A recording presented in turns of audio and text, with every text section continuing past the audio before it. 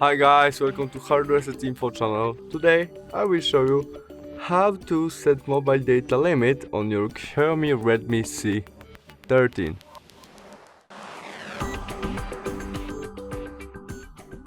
To set mobile data limit on it, in the first step, from main menu we must navigate to the settings.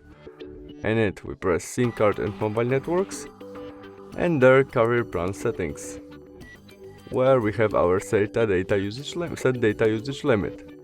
In it we can change monthly data limit, and we can set how many gigabytes or megabytes we want. Maybe 55 gigabytes we set. After that, second function, when data plan was set up, and we have two functions: show warming on and warm and turn off mobile data.